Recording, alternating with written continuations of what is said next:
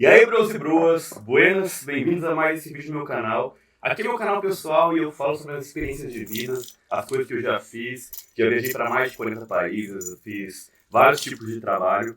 E hoje eu quero falar uma coisa muito legal, que eu acho que é uma forma que você tem para viabilizar um estilo de vida assim bacana. Não é uma forma totalmente passiva de ganhar dinheiro, mas é uma forma que eu considero muito segura e muito legal por várias perspectivas diferentes. E o que eu vou falar hoje aqui, eu acho que são coisas que talvez você não tenha ouvido em outros vídeos no YouTube. Eu já assisti alguns vídeos também aqui sobre esse assunto para poder comparar com o que eu quero falar.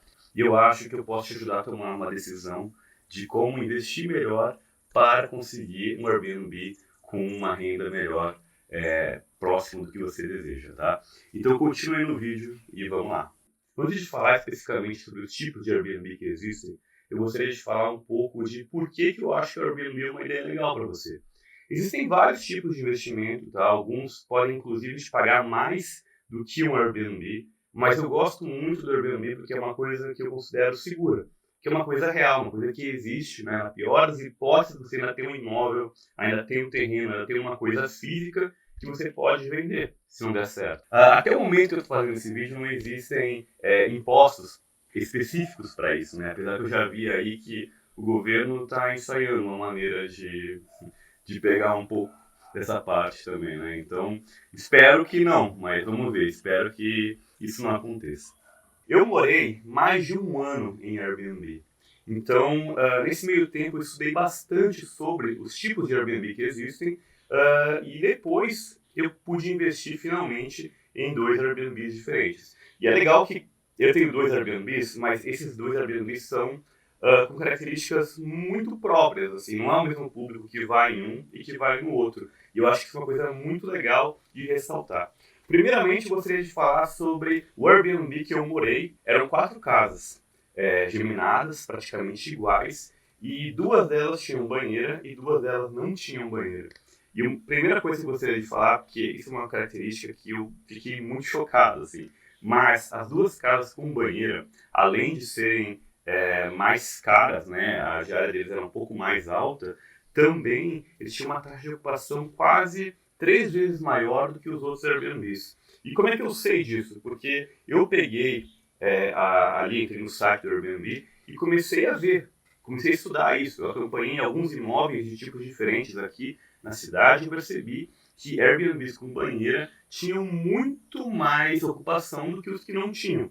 E até fazendo o cálculo, né, de quanto custa uma banheira e tudo, eu percebi que vale muito a pena você ter uma banheira se o teu tipo de hospedagem for para casais, para coisa menor, assim, que eu vou te mostrar como você pode pensar nisso. Existem Airbnbs e Airbnbs, né? Um tipo que eu acho muito legal, mas assim, ele é um pouco mais caro de se fazer, é o Airbnb por experiência. Um Airbnb que não necessariamente precisa estar num lugar assim muito movimentado, mas ele tem um atrativo diferente. Pode ser que é uma casa estilo Hobbit, Senhor dos Anéis, pode ser uma casa caverna, uma casa suspensa, pode ser uma casa tipo iglú no meio da floresta. São Airbnbs que o apelo deles são o próprio Airbnb. É uma experiência legal, pô, você está num lugar que, sei lá, foi um grande barril de vinho. Existe um lugar aqui na Serra Gaúcha que é isso. Você pode dormir dentro de um barril de carvalho gigante.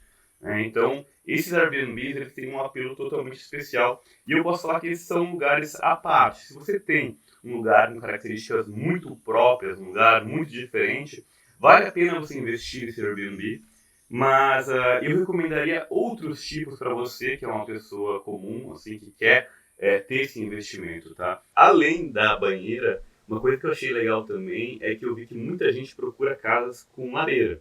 Eu moro na Serra Gaúcha, então aqui tradicionalmente é para ser frio. Então eu acho que o pessoal gosta, né, de colocar uma lenha e ir final de semana. Eu acho que é uma coisa que, se você mora numa área fria como aqui, vale muito a pena você investir também.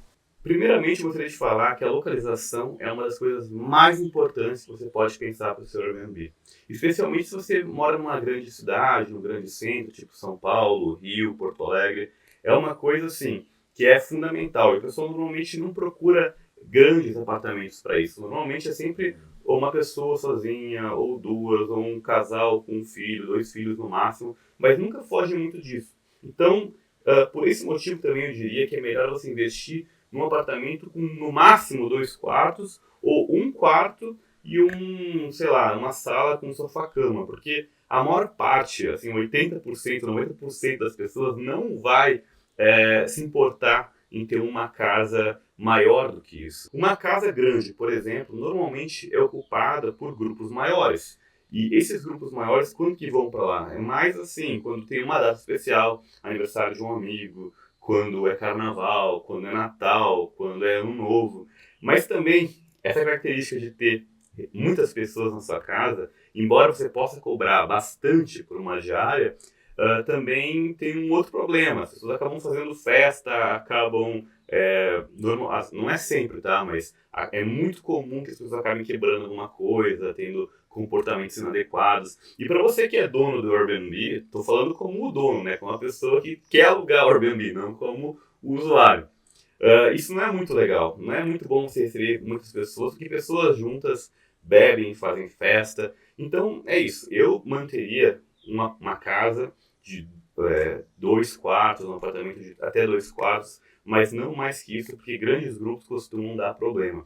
E existem Airbnbs aí que são muito bem sucedidos sendo Airbnbs para grupos. Aliás, uma coisa que eu gostaria de falar, que é muito engraçada nesse ponto, é porque a casa do Brasil mais alugada, com maior ocupação, é justamente uma casa que é grande, né? E ela recebe grandes grupos de pessoas, porque é uma casa que tem quase como uma praia particular lá em Santa Catarina. Claro que não existem praias particulares em Santa Catarina, não existem praias particulares no Brasil, mas é uma casa numa praia única, então, assim, grandes grupos vão para lá, alugam e podem desfrutar.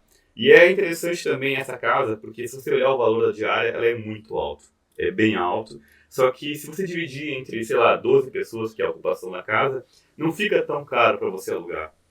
Mas enfim, essa é uma exceção e justamente é uma exceção assim, muito bem sucedida.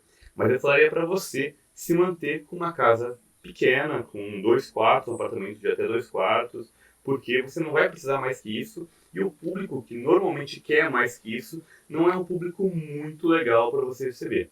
Não costuma ser um público legal para você receber. Aqui no Rio Grande do Sul, as pessoas fazem muito churrasco, tanto que eu já vi assim várias pessoas de outros estados, né, que vêm morar aqui, elas ficam impressionadas, porque toda casa tem uma churrasqueira. As pessoas normalmente escolhem casas com churrasqueira. Assim, até casas assim, de médio, baixo padrão também vêm com churrasqueira, porque para o gaúcho, tradicionalmente, é uma coisa importante para ter na casa dele. Então, se você vai montar um Airbnb no Rio Grande do Sul, tem que ter churrasqueira, né?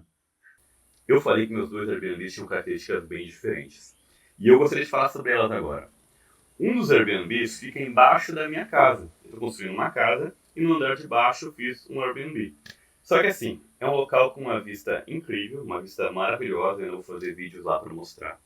E também eu tive o cuidado de ter essa casa bem separada da minha. Então é bem privativa, tem um pátio gigante. É quase como se fosse uma casa à parte. E também vai ter banheira, tudo, vai ser uma casa de alto padrão.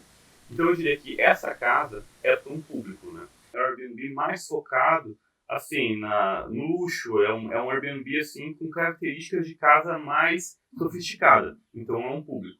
E o meu segundo Airbnb, ele é um Airbnb mais simples. É um Airbnb que eu estou mais baseado em localização. Ele está num bairro melhor, mas embora esteja numa rua que seja conhecida por ter casas bem caras, assim, ele é bem simples.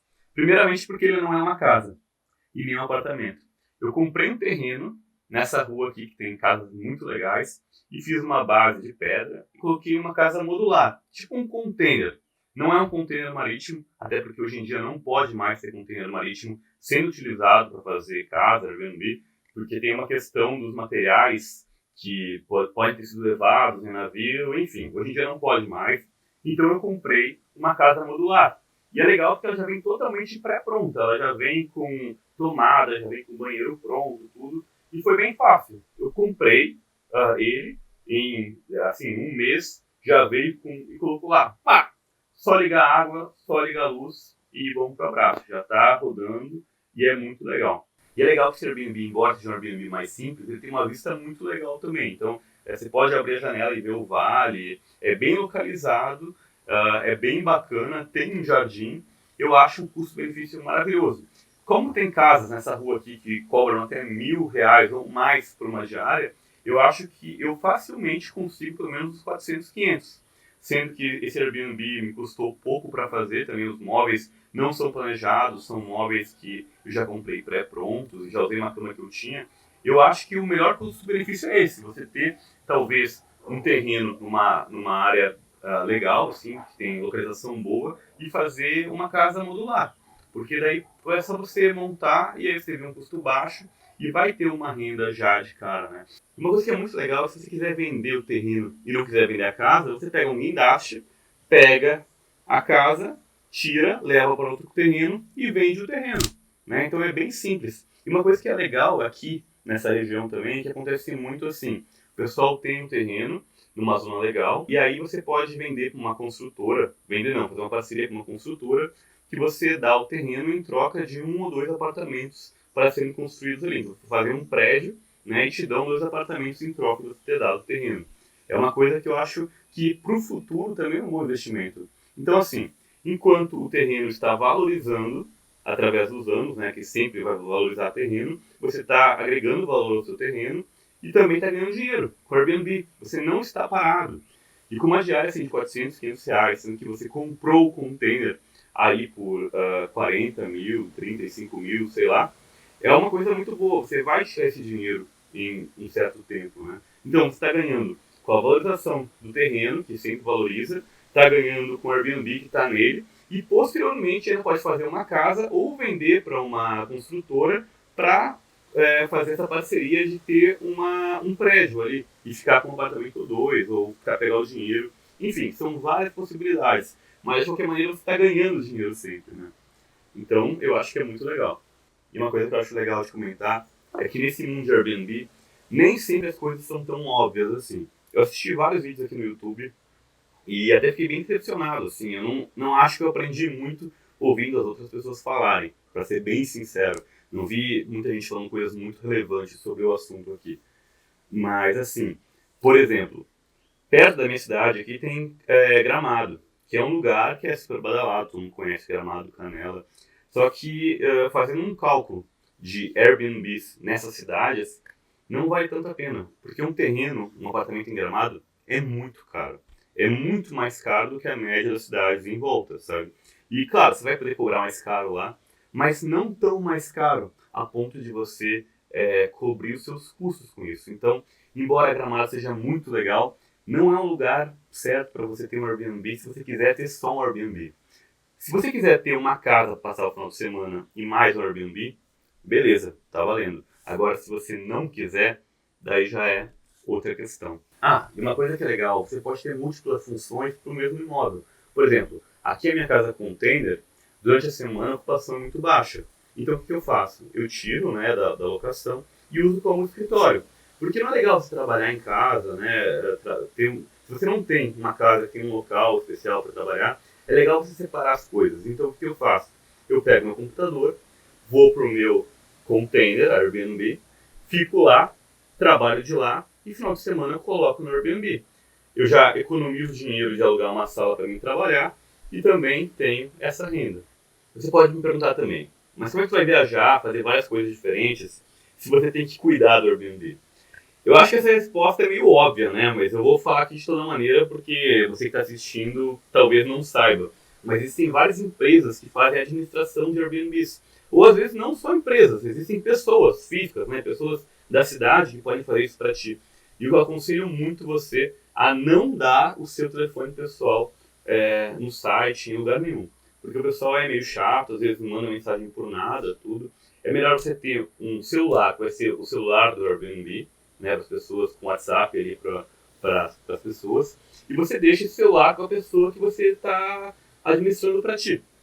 Na Europa, existem empresas assim já muito famosas por fazerem isso. Por exemplo, eu fiquei na Itália um tempo e lá tinha uma bem legal chamada Mister Constanzo, que as pessoas iam para lá, compravam um apartamento na Itália, em algum lugar, e botavam nessa empresa. Então o pessoal troca roupa de cama, arruma, limpa, prepara, responde mensagens.